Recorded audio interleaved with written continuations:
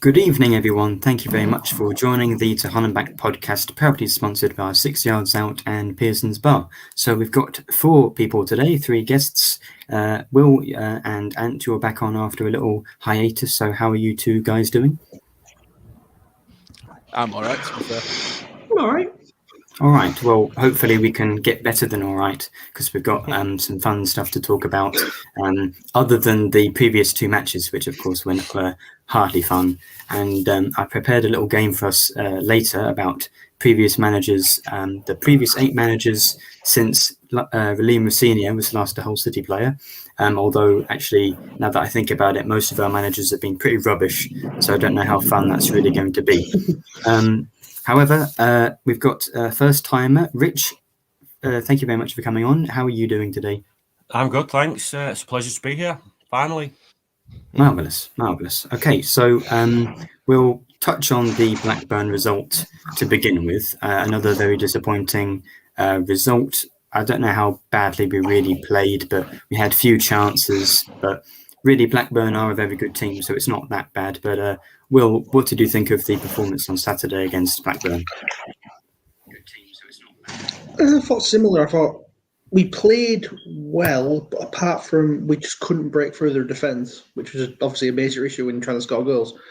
It was, like you said, Blackburn are a team I think that's going to be near the top of the table come the end of the season anyway, and they were very well coached, very well organised at the back. City tried to get through them. They did a lot in terms of build-up play, but once they got to the final third, they were knackered, really.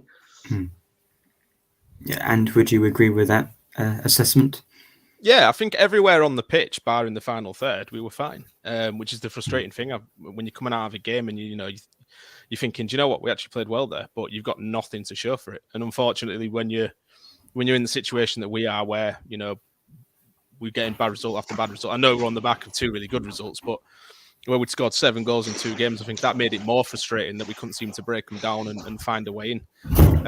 We didn't really seem to ask many questions. There were 2 or 3 maybe chances that on another day, if luck were on our side, could have gone in. But otherwise, I mean, you've got to give credit to Blackburn. They're up there for a reason. Most wins in the league, very organised. When they're defending, they have like 7 or 8 players at the back. It's a bit mad, really, and they just counter attack with threat. Diaz, Dolan, Smodix, and Gallagher. They're going to cause problems for every team in this division, and it's one of those days, wasn't it?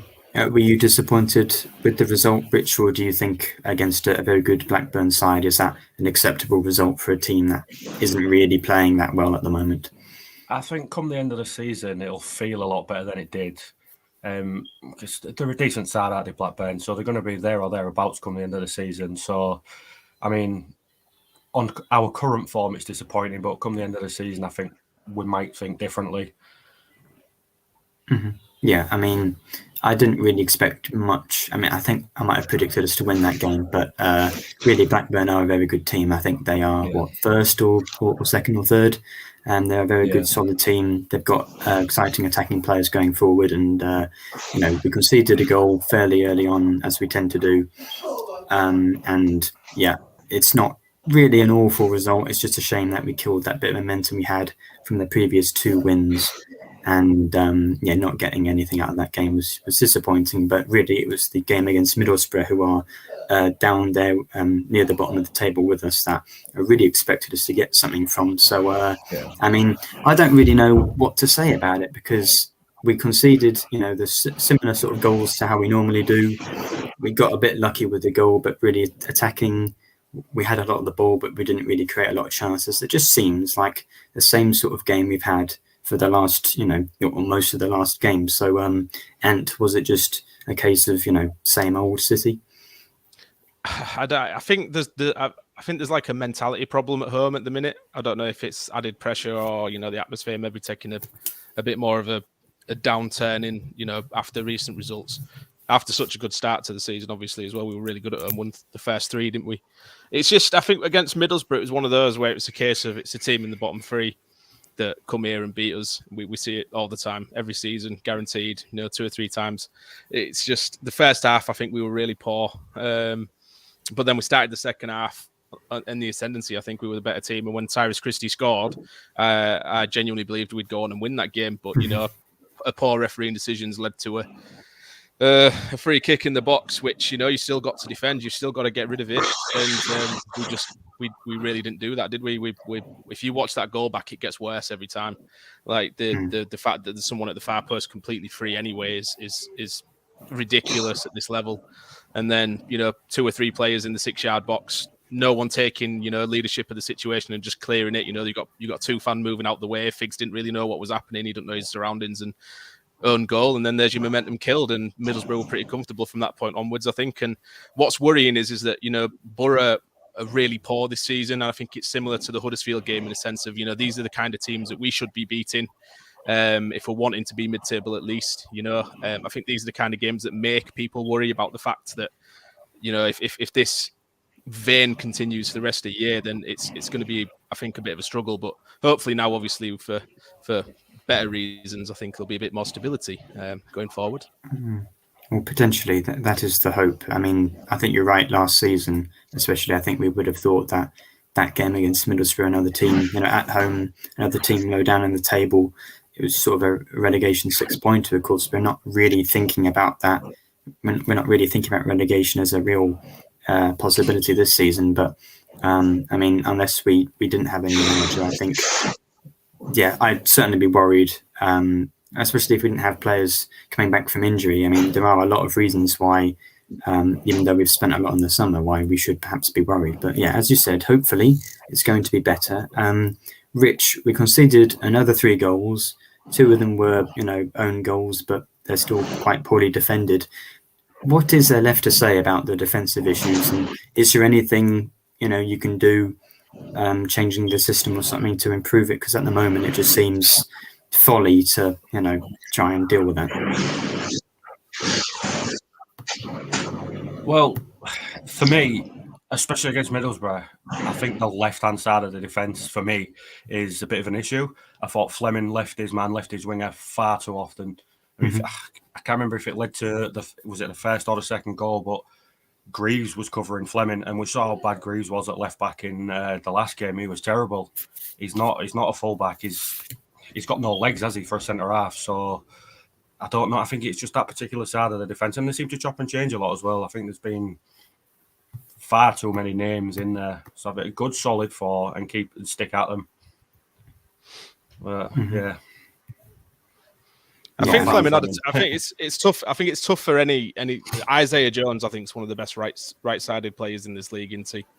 And Fleming obviously has had quite a while out injured, and he's going to be a yard or 2 behind the rest, I think, in terms of sharpness and reading the game, etc. But it's quite an hard game for him to come into. I think level of expectation, things like that going into it is quite tough. But Fleming, I think, with your other choices going in at left back, he's still the one that I would start. Yeah, he's best of a bad bunch, as a horrible phrase to use, but I mean, I like the kid, but I think there's something to do there. Mm-hmm. I do agree that, I mean, Fleming did leave his man unmarked a lot. I think it did lead to the first goal, and it was, I mean, we've seen that first goal and the second one so often. It was just a cross back post. No one's marking anyone, and it's an easy goal. Baxter can't really do anything about it. And then the second one, I mean, especially after we just scored a goal, we'd done that against Rotherham and Blackpool. We score a really important goal, and then we concede immediately after.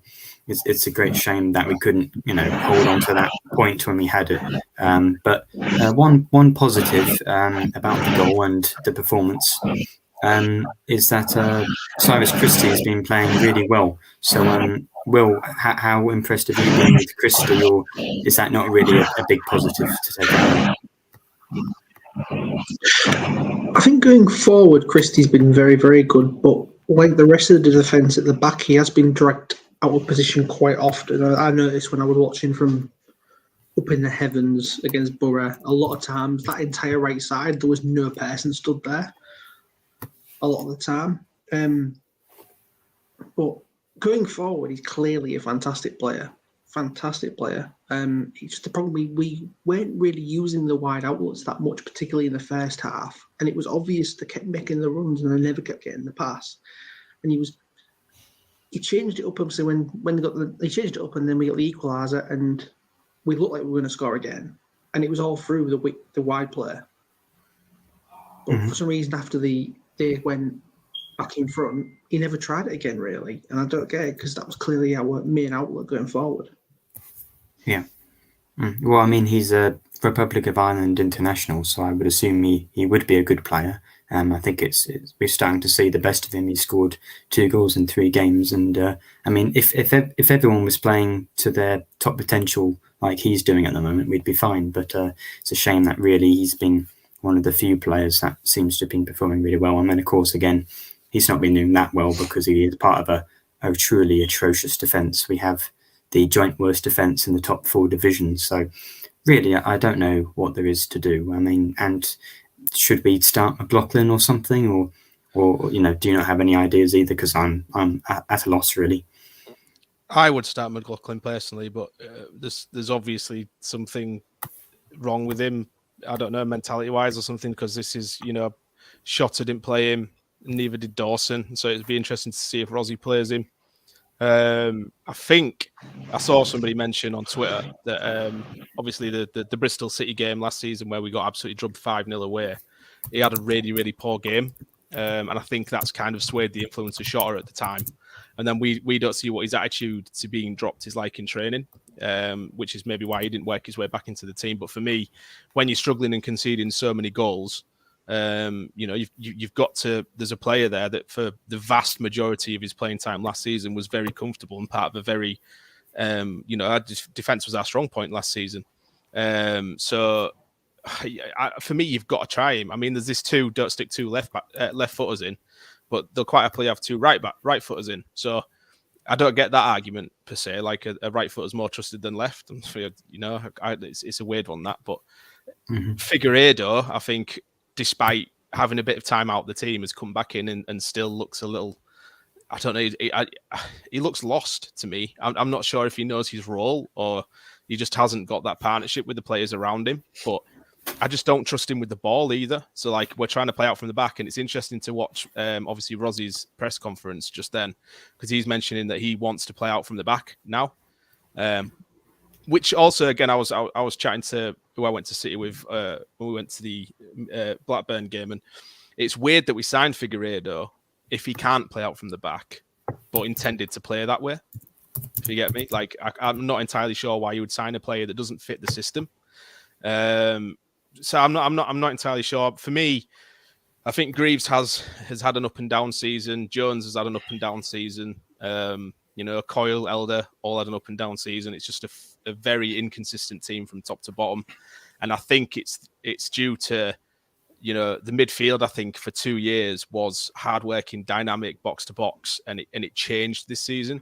And I don't know if that changes maybe, players got comfortable in doing what they were doing last season, and now all of a sudden they don't have as much movement or energy in front of them protecting them.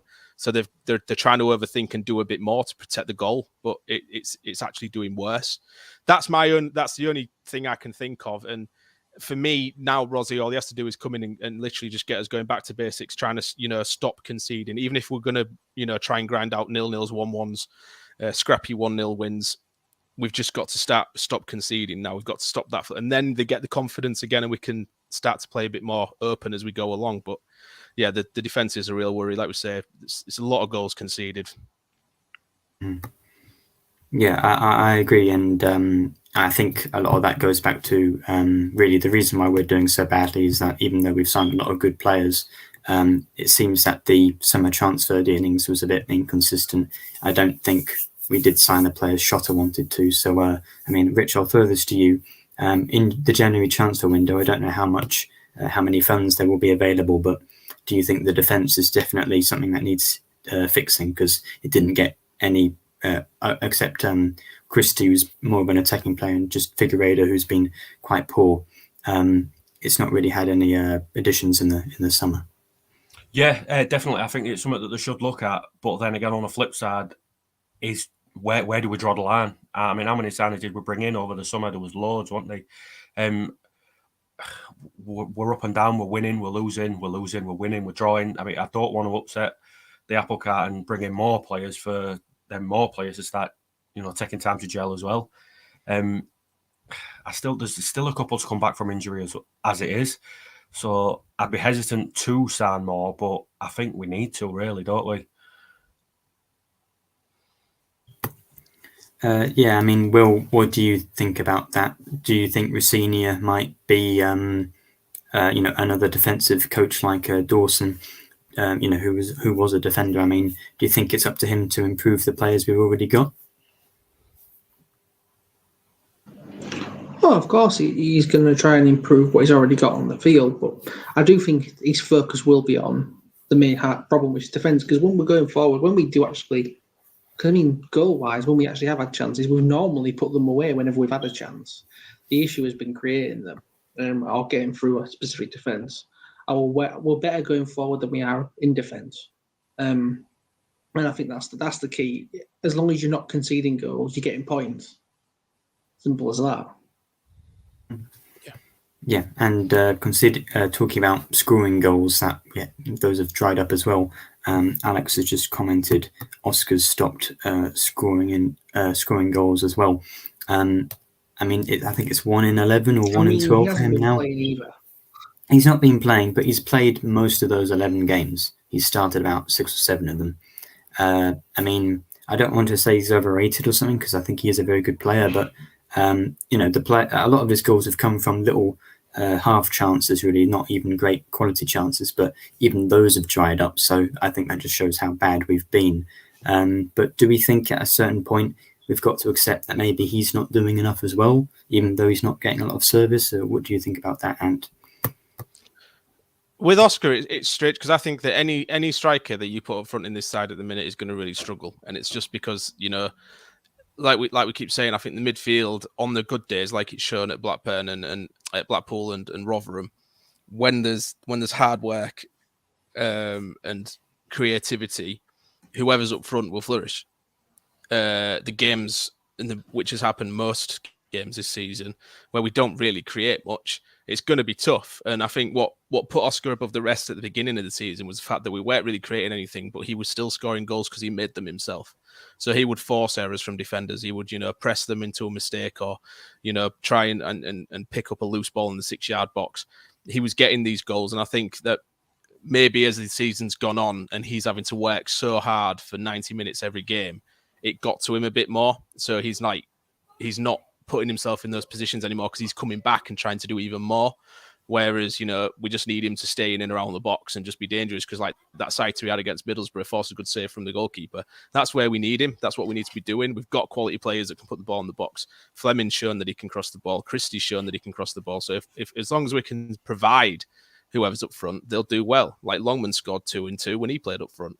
So it's just about, I think the whole key to this team is the midfield. If the midfield has a bad day defensively, the back four has no protection, we concede 2 or 3. If the midfield has a bad day offensively, we don't create anything and probably concede a set piece, and we're chasing the game all day. So you've got to find that consistency in midfield. You've got to find the correct partnerships, the right combination of defensive-minded players and attacking-minded players. And I just think at the minute, especially with players still to come back from injury, the squad's a little bit.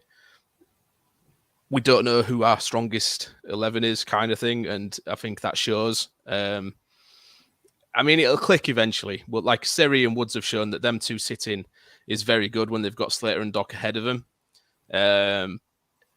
But then I'd say we maybe create less, but we scored 7 in the 2 games that they did that, so evidently not. But it's just about it's consistency. We've been consistently inconsistent all season. That's all it is. Yeah, absolutely. And the reasons why we won those 2 games, I think, was because the midfield was so great, especially Woods and Seri controlling the ball. But then I thought they were going to do that against Middlesbrough, and they had a lot of the ball, but then we didn't really create anything. But then that's because we'd started Oscar and not Longman, so I think we all know why we lost that game. So yeah, it's really miserable at the moment. But let's look forward to the future rather than the 2 previous games. We have a new manager. Again, we've talked about a few new managers on this podcast, and I've been on not very long. So, Rich, I'll say we had allegedly 40 candidates from all around the world, but we've gone for a former player in Liam Rosenior. Do you think that's the right decision? I'm torn because we all love him, don't we? We all love him, but they said they was looking for someone with experience in this country and in this league. I mean, he's got that as a player, but he was only interim at Derby, wasn't he? And he was only interim for a handful of games. So essentially, it's just another Dawson, isn't it? Really, I really do hope it works out because, like I say, we all love him. But I'm on the fence for this one. Yeah, it does seem like a bit of a continuation. I think they've seen that even though we haven't done really well, Dawson's won 3 of the 7 games. He's added a bit of stability. We've got a few results. We've played better, especially in those 2 matches. So I think it's definitely a continuation. Adjan will have seen some positives from Dawson's reign. He's going to want to bring in a manager a little bit similar. That is a club legend, a defensive coach, and not like a manager who's been around for a very long time, but maybe that they've got that vim and vigor of being a young coach with new exciting ideas. So hopefully that's what Rosenior brings. But I think it's very difficult to tell how well he's going to do because you've got to start somewhere. But this is his first full-time job as a full-time manager. We really have no idea whether he's going to be amazing or very bad. So I'll give him some time. Of course, he's a City legend. Alex has probably commented, on the preview I did recently that I wasn't born when he was a Hull City manager. I mean, that's not true. I have seen Rosenior play in the flesh, I think. But, it'll be interesting to see how much time he gets because he is a club legend. So, Will, how long do you think he'll get before the fans turn if things don't go well? Fucking hell. Well, I'm going to start right now by saying when we had our podcast when Shota got sacked and we asked who we wanted as our managers, I said Liam Rosenior. So I'm clearly not the right person to ask how long are you going to give him because I'm going to give him about 500 games. I think he's definitely got extra leeway because he's former City and he's a person who was universally loved really at City, had a fantastic personality. And I think the best thing, if you can find it anywhere on Twitter, anywhere, he's up. If you remember, he written an open letter when he left City. And I think it was in the Hull Daily Mail. And it's a fantastic, it shows you just how much he actually cares about this club. I think, and it helps when he has connections through his late nana. Yeah, I think that's a good point to bring up, that you do want people at the club who actually care. And I think all our managers recently have done. It's been a good opportunity for some.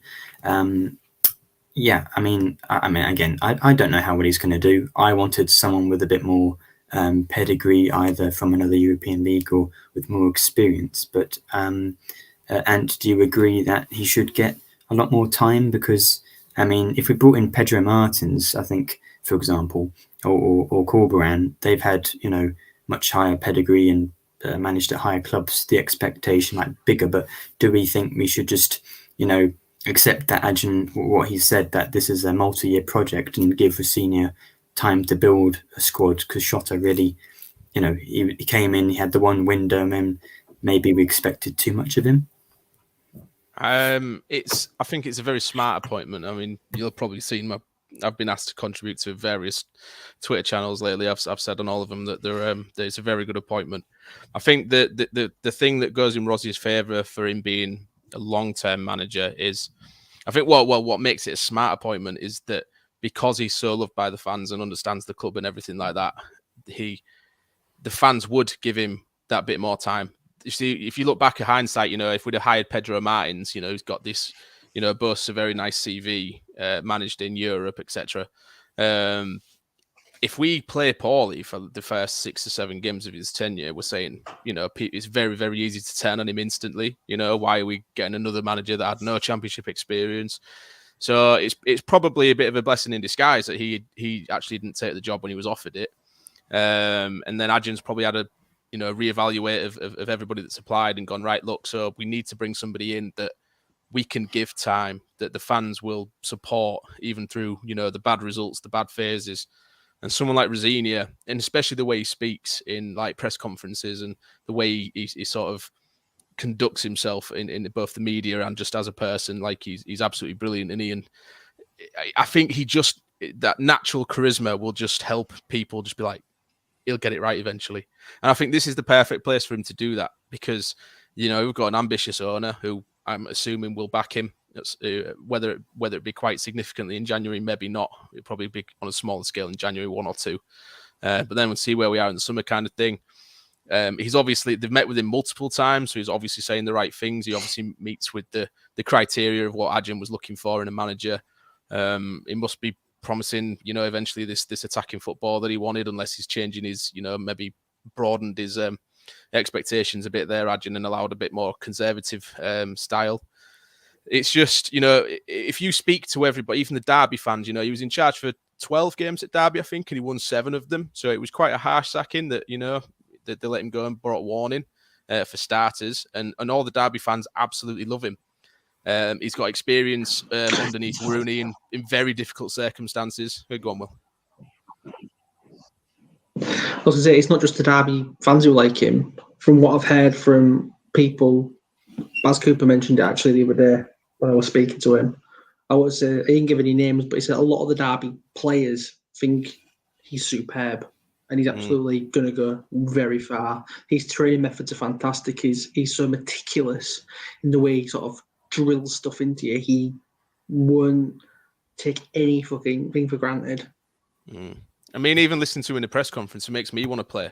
I'll go in midfield for him and do a job. You know what I mean? His natural charisma, his motivation, like his whole sort of like aroma is just confidence. He's confident in himself. You can see that. So you see, because if you look at it from Rosenior's perspective, this is a very tough job. You know, it's had a lot of backing in the summer. It didn't do too well. Results are very poor at the minute. You know, down near the bottom 4. A lot of new players to try and bed into another new system. You know, he's a very brave man, I think, for taking a job like this on, especially at a club where you're so, you know, liked, because as you can see, like Solskjaer at Man United, if it all goes wrong, you kind of tarnish your status a little bit with most fans. So it is a big gamble for him, and it's a big gamble for us. But I think it's, when you weigh everything together, it's a gamble worth taking. And I'm 100% behind this. There's not a part of me that thinks this is the wrong appointment. Yes, okay, you maybe could have gone for somebody with a bit of championship experience. You know, that would have been nice. But realistically, you know, if we'd have brought a Carlos Corberán on or a Sean Dyche, somebody like that, would they have been shown the same love? Not at all. Like, you know, this to me is the start of his career, but there's also the start really of our new era now. I think we've got the right man in there to take Adrian's vision forward. Mm-hmm. Yeah, I think what you said about how he comes across in press conferences is something that a lot of people have mentioned. Here we've got a comment from Stuart Wilson saying that he speaks really well, especially about racism and the value of diversity in football. Now, correct me if I'm wrong, but is he the first black Hull City manager? I mean, that's a milestone in itself. I mean, I wasn't even born when he was playing, so I don't really know much about the history of the club. But I think a lot of people have said that he's impressive. Baz Cooper said a lot of the time that Liam Rosenior is impressive in press conferences, which I think is good, and that charisma will make me like him. But then again, I think I'm going to judge him on results. You know, I like the guy and I really want him to do well, and I think it would be really lovely if he did well, even more so than Shota, because we're going to have that connection with him as a former player. And I imagine that some of those players at Derby that have liked him, one of them must be Curtis Davis. You know, maybe that'll be Rosenior's first signing in January, I think, to sort out our defence. I'd approve of that. I don't know what the rest of you would think, but I mean, I'd have him in the squad. I don't know if he'd be definitely starting, but he'd be a good addition just from a mental perspective. Absolutely. Yeah, I It'll think also that's be what we need. interesting to see who he brings in for his backroom staff. I'm very interested to see what the coaching team is, because isn't there supposed to be a familiar face coming back or something? Maybe a Myler. Phil Brown as assistant manager. It's not Myler. What's our dream Miles already said backroom no, isn't it? staff? I'd love McShane, Huddleston, Myler, Dawson, and get the band back Rosenior. together. That'd be lovely. Maybe Jakupovic as a goalkeeping coach, because he's not That's been playing. entertainment. Slutsky is his number 2. My backroom staff would probably be Guardiola. Yeah, others. Klopp. But yeah, he's not Myler because he's already said Another he's not gonna be Guardiola. That's a shame. But yeah, I mean, if there is another, a familiar face in the backroom staff, that'd be nice. But I think Dawson and Rosenior as a duo, because I imagine Dawson probably will have a fair bit of say in how things go. If there's any familiar face I want it's Nick Barmby. Yeah, that would be another good one. And of course, he's a bit more experienced than the other two as well. Not even if it's not as a coach, just I want him back. Possibly even Dino. Dino's always touting that he wants to be back involved with City in some way, shape, or form. Yeah. Kieran Webster has mentioned Thomas Tuchel as he's available. Him and Guardiola, along with Dawson and Rosenior. That would be quite nice, I think. So, yeah, I think we're probably getting a little bit silly now. So, is it a good time to bring up some research I've done about Hull City managers, that the last 8 since Rosenior was a manager, and I'll just run through those. Well, it's let's see if I can get the order correct. We had Steve Bruce. Since he was a player. Yeah, Mike Phelan, and then the rest. Slutsky, Adkins, Silver, Dawson, McCann, and Shotter. That's not the order, but I haven't read that out. So, well, firstly, I mean, Will guessed before. Who do we think is the manager with the highest win percentage out of those last 8 at the top? And I'll give you a clue. The win percentage is 40%. So, Will, who do you think has the best of the last 8? Tough one. Is this based on their entire time at City or since Rosenior left? Because for Bruce, that's slightly. It's Bruce's entire. It's Bruce's entire managerial career at Hull City. Bruce then. Yeah, you think it's Bruce? Bruce then, because he had 2 promotions. Oh, okay. Well, I mean, it is Bruce, so I'll give you that. But who do we think is second on 39%? And you can guess this one. Second on 39%. 31%. 39. So very close to Bruce. I'd be tempted to say McCann, but the 2 championship stints, I don't think. That's who I'd say. But Interesting. I do think that Adkins didn't get us very high in the league, but no, he's winning. No, I'm saying McCann. Yeah, a lot of people are commenting Adkins, but they're wrong. It is Grant McCann in second. Grant won us League One. Yeah, just for the League One campaign. Yeah, 20 odd wins. Yeah, Rich, who do you think was third best on 38%? See, if you'd asked me for first and second, I'd have said Marco Silva. Because I know he wasn't here for particularly long, but at the beginning of his tenure, we went on a right tear up, didn't we? We did. I think that was a dark horse. He was good, yeah. Yeah, I'm going to say Marco Silva is third. Dark horse. Well, it's not, but he is very close. So Dawson had 37.5 and Silva is in fourth on 36%. So, but Silva didn't have many games. He also won an FA Cup game. So that's why he's quite high. And then 33%. Will, back to you in fifth. Who do you think that might be? Try and remember who's left. Well, just any of them. It is Adkins. Yeah. Congratulations. You get my love. Sixth is 30%, and so not many people left. Slutsky? No.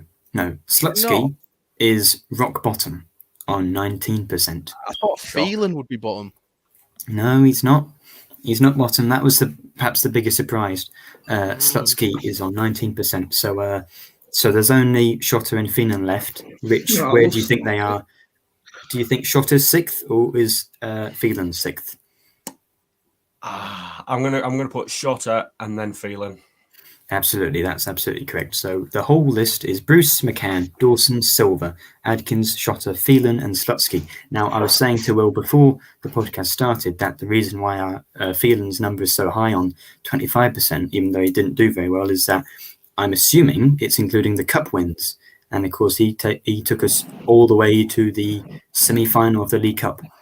So I'm assuming that's why. League Cup, yeah. Yeah, we even beat Man United in that second leg, didn't we? We did, although that was a silver game. Yeah. So I guess that's why his is high. He won 2 cup games in that short 6-month span. So if Rosenior does anything above, I'd say maybe if he can get close to fourth, 36% with Marco Silva, I think that would have been a pretty decent appointment. But of course, it's a long time until that's going to count. Alex says Dawson doesn't count because he's not a permanent manager. If we're getting technical, well, it's my quiz, Alex, so shut up. So let's move on. Well, is there anything else we want to mention about Liam Rosenior? I think we've mentioned his expectations from the fans and his lack of experience. He's ace. I mean, I'm looking forward to watching this press conference because I've heard very good things about it. So, massively good luck to him. I hope it works out. I'm not 100% sold it will, but hopefully, maybe because we've been so bad this season, a low mid-table season would be a good one, and then he can push on later. Alex says, "How dare you?" Sorry. So, one thing. Oh, go on, Will. I am looking forward to doing his press conferences after games when I'm in them. Very much so. Yeah, that's an exciting opportunity. So, Rosenior has mentioned that Millwall is a perfect game to test his players' mentality. So, how do we see the Millwall game going? Because I think I've just done the preview with Mick, a Millwall fan. It's a really tough place to go. Very tough game for his first match. Going away to Millwall, you'd want a home match. How do we see it going? I think we'll play well, but ultimately lose. Mm-hmm. I think it'll be one of those games where we look at it performance-wise. Yeah, Same. I think performance-wise, we'll see vast improvements. I think we'll see players battling. I think we'll see a bit more defensive organisation, but I think we might, it's a bit too soon for him to really stamp his total mark on the team. Obviously, he's only just been announced. I think we'll just fall a little bit short, but take positives from it. One of those kind of games. 1 or 2-0 loss. Honeyman probably to score. Yeah, he's probably going to get an assist from a corner because we're rubbish at defending set pieces. And then he'll run and I know Shotter's not there anymore. If Shotter was still manager, he'd probably run and do like a belly flop in front of him at the technical area or something. Yeah, Man City, Arsenal, give him one of them. Yeah. Do you agree that we're going to lose Rich? Because I mean, we usually do get a new manager bounce. Of course, that's a thing, but we already sort of had a mini one with Dawson. I'm not really sure we're going to get much because it's a very tough game. I think maybe Cardiff and the Reading match, we could get more points there. But do you agree it's going to be a very tough game? Oh, yeah, definitely. I mean, looking at the table there, just outside the playoffs, 28 points. So I really want to say we'll win, but we're not going to, are we? I mean, it's too early for the Rosenior effect to take place. So scrappy 1-0 loss, I'll be happy. As long as Honeyman doesn't score, because I can't stand it when ex-players come back and score. It just riles me up. It happens so often. It's so often. I can't stand Millwall either, so... Yeah, it happens often for every team, but I feel like because we support them, it seems to happen a lot. Because, I mean, it even happened on Tuesday with Chua Akpom. Because especially if you're a team that's bought lots of players, then there are more out there to score against you. And seeing Akpom score was just so... I really liked Akpom, I really wanted us to sign him permanently after his loan spell. I know his goal return wasn't brilliant when he was on loan at us, but you could see there was a player in there. And I think after his exile by Wilder, I think he's looking like he's got a bit of a point to prove under Carrick, hasn't he? Mm-hmm. Yeah, Alex is saying we had a bounce with Martins in the stand, so I guess does that mean Pedro Martins has a 100% home win record or a win record with Hull City? Perhaps. Well, Liam was in the stands for the Boro game and it didn't exactly go that way. 0%. Wow, we should get rid of him. And also, Stuart Wilson said the lesson here is that the longer you keep a manager, the better the results. I mean, perhaps that's true, but I think it's probably more that if you get promoted, you have a high record, and also the managers who don't do well get sacked early because they've got a bad record, rather than they improve as they go on. But hopefully Rosenior has a good one to begin with, and then continues to be good throughout. Very frustrating, isn't it? Because when you look back at those previous managers, if Silva would have stayed for that first championship season, I feel like things would have been differently. I think a lot more players would have stayed. Yeah, before the end of the season, he'd been tapped up by Watford, obviously. Yeah, he thought, I'm having a bit of that, and just took it away, didn't he? So I don't think it's even a case of him. I don't think it's a case of him staying after the season. If we'd got him in like a few weeks earlier, we'd have stayed we up. probably wouldn't have gone down. Yeah. I think he was probably the perfect manager, except the away from home, we were terrible. I think we conceded a lot of set-piece goals, and it was the zonal marking that did us in. I think if he hadn't used zonal marking, perhaps we would have been fine. But here we are looking back at 5 years he's learned ago. from that. If you watch Fulham now, he doesn't do zonal very often. He picks and chooses when he does it. He does do it sometimes, but he's mainly marking now. So he has learned. He's adapting. It's taken 5 years, though. I mean, why couldn't he have done that after like 5 minutes? But look at Fulham now. They're all right.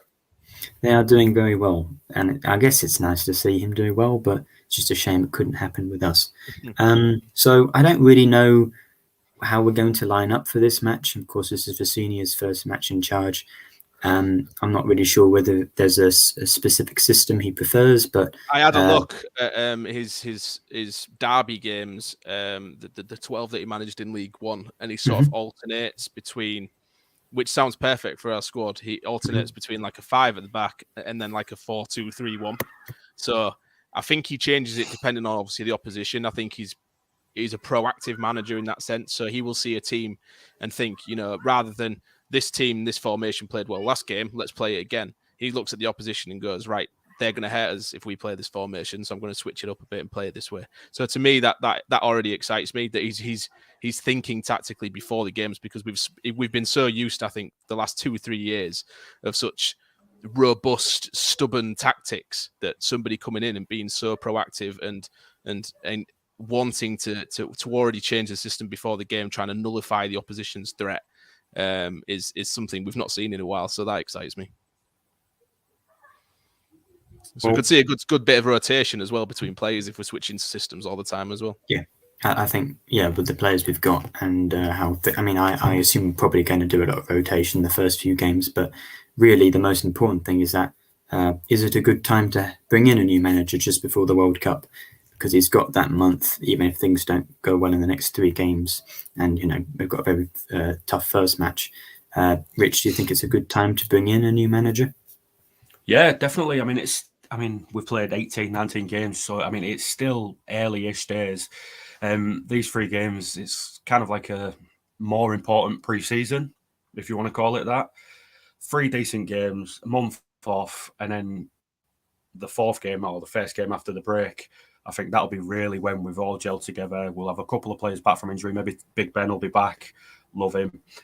So hopefully it'll all click into place and we'll fly from there. New year upwards. Yeah. You muted yourself again.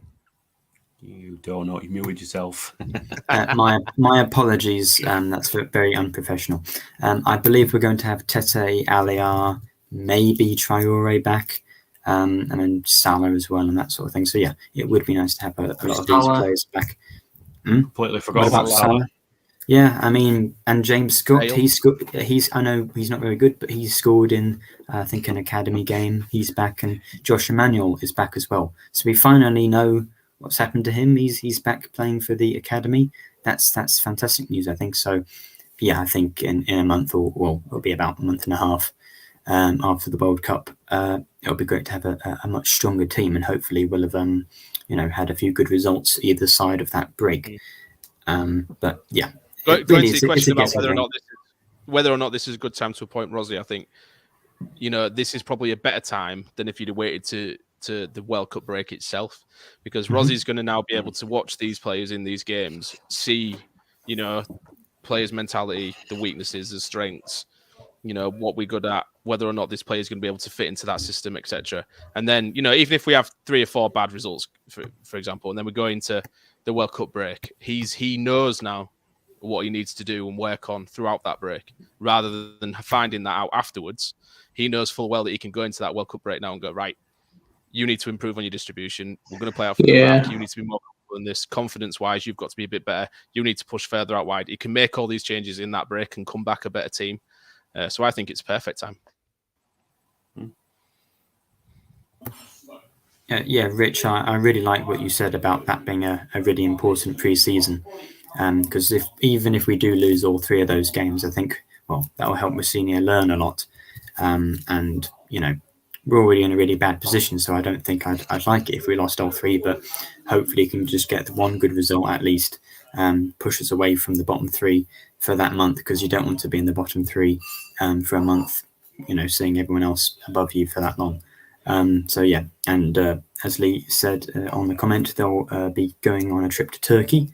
So hopefully that'll give them some time to bond, because I mean, a lot of the players we've signed didn't really actually have a full pre-season, and we haven't really seen the best of them, like Cynic and maybe not Pelkas, but Cynic is one player who, you know, he's had an injury and we've not really seen the best of him. So there is still a lot of positivity, and after the Middlesbrough game, I was quite, you know, I wasn't optimistic about our chances, but you know, now we're talking about it, maybe we can be positive about what's going to happen in the second half of the season. I've got we got a message, by the way, off Justin Peach, off the second tier, if anybody knows who they are, and he said, "I am ridiculously jealous and stoked for you guys that you've got Rossi as your head coach.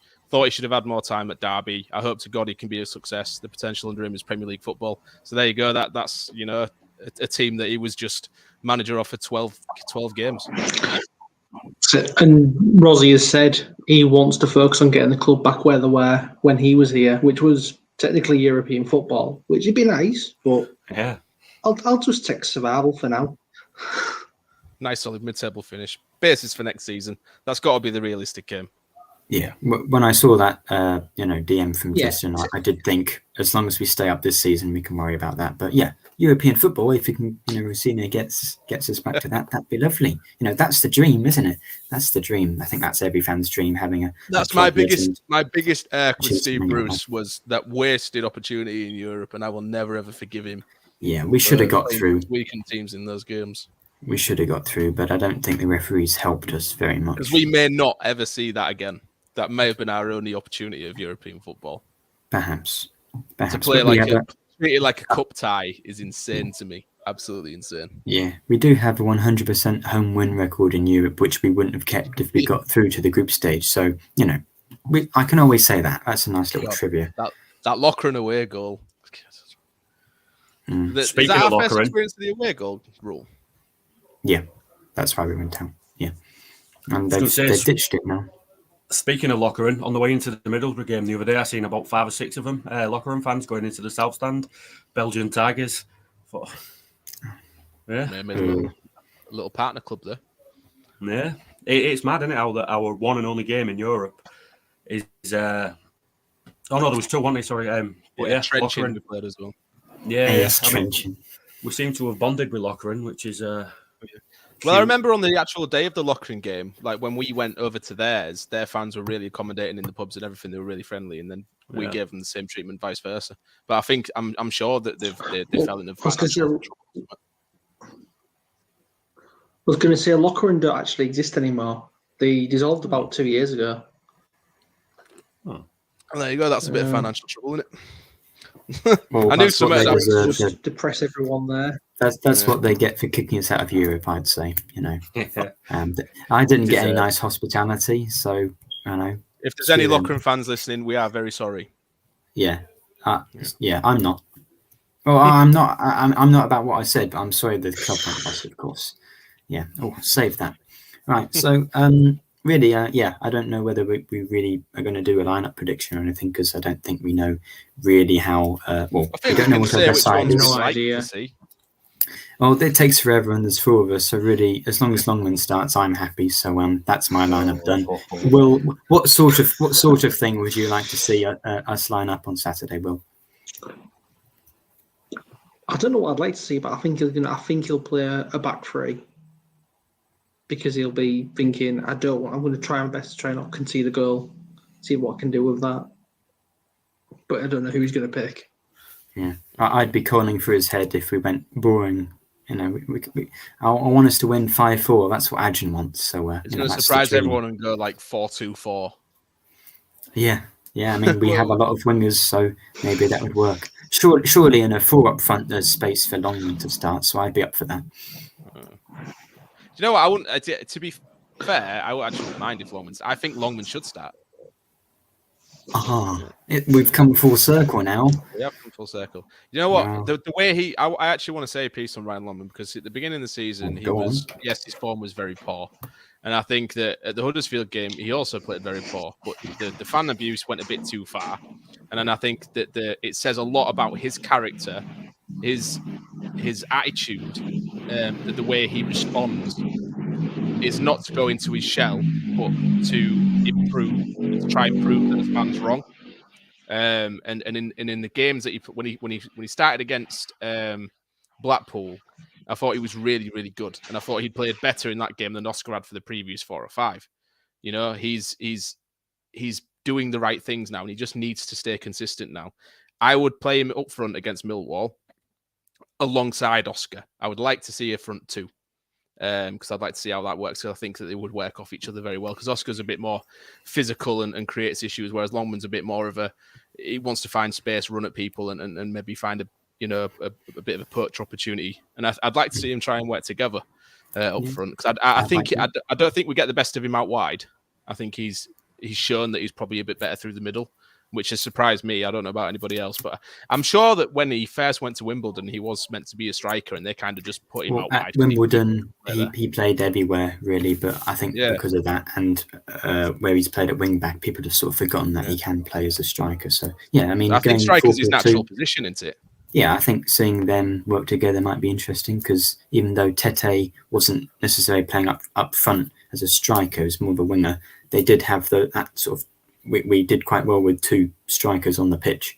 So, even though Longman's a different player to Tete, it would be interesting to see whether having another player alongside Oscar would get the best out of him. I also agree with Come to me. Oh, yeah, go on. Yeah, I can see it from both sides. I do like Longman, but yeah, I wouldn't start him. But then again, I'm hesitant to say it, but I don't think I'm that much of a fan of Oscar either. He scored 8 goals, but he's only scored them in 4 games.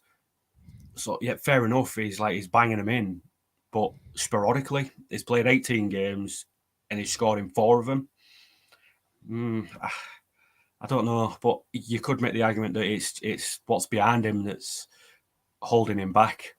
I mean, against Middlesbrough, especially, played 5 centre midfielders behind him.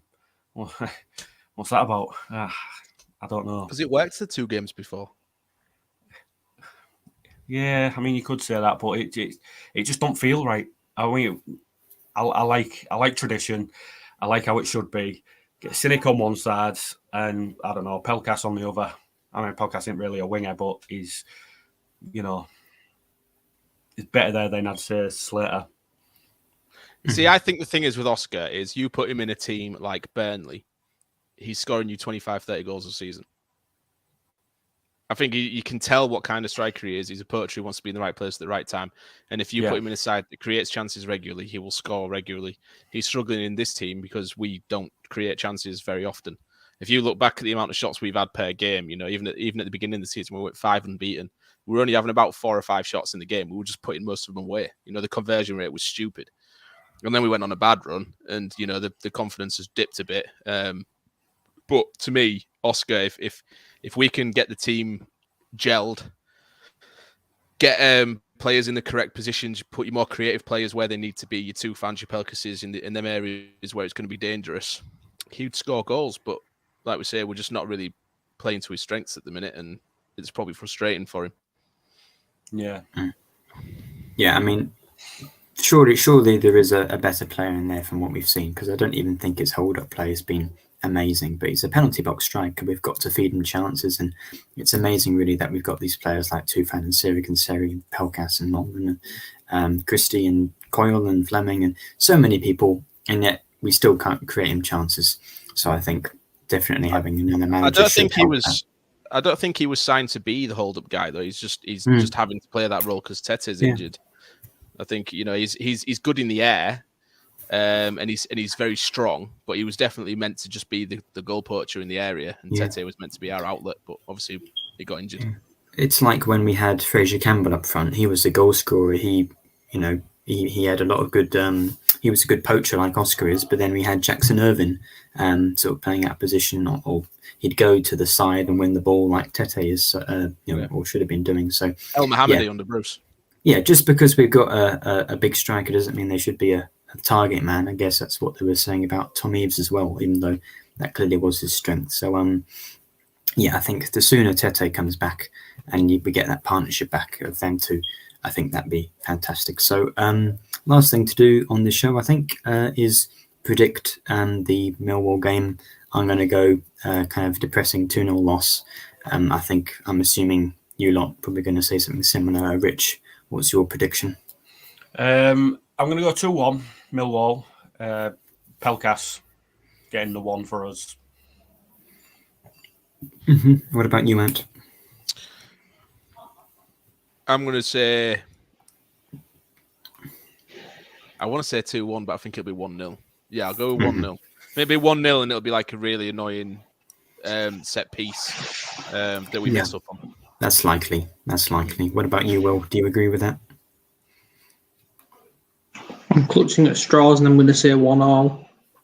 I mean, I'd like a 1-0.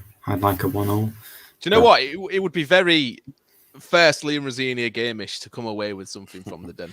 There is a bit in me that thinks that he's going to come in and just mic drop and like 2-0 against Millwall and walk away. Well, that would be lovely.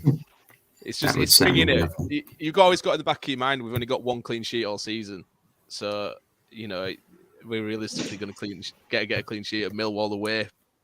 Probably not, but I like to dream. Well, yeah, second clean sheet of the season I think would be obviously not better than a win, but I think in some ways more important for the team's confidence because it is just completely gone defensively. I'd love a clean sheet. I just don't see it happening with how. We've seen he's not had very much time to actually implement any of these new ideas. I think today was his first proper training session. They'll have tomorrow and then it's match day. So I don't think I'll have enough time to sort of get the team playing better. So yeah, 2-0. I think that's all we've got time for today. Thank you very much to everyone who's commented and watched along. Rich, have you enjoyed yourself? Yeah, it's been good. Been a break from listening to the kids scream all night, so I'm happy. It's all it only lasts 20 minutes and it's still here an hour later. So, well, it's all these beautiful faces I can see. Yeah. Okay. So we'll be back. I'll be back for another preview next week. Probably looking ahead to the Reading match. I might be able to squeeze one in for the Cardiff game on Tuesday night as well. But we'll probably be back similar time on Thursday evening to talk about Liam Rosenior's first 2 matches in charge of Hull City. So good luck to him. Thank you very much, everyone who's listened. Hopefully we get 6 points exactly. So yeah, thanks for listening and we'll see you all again soon.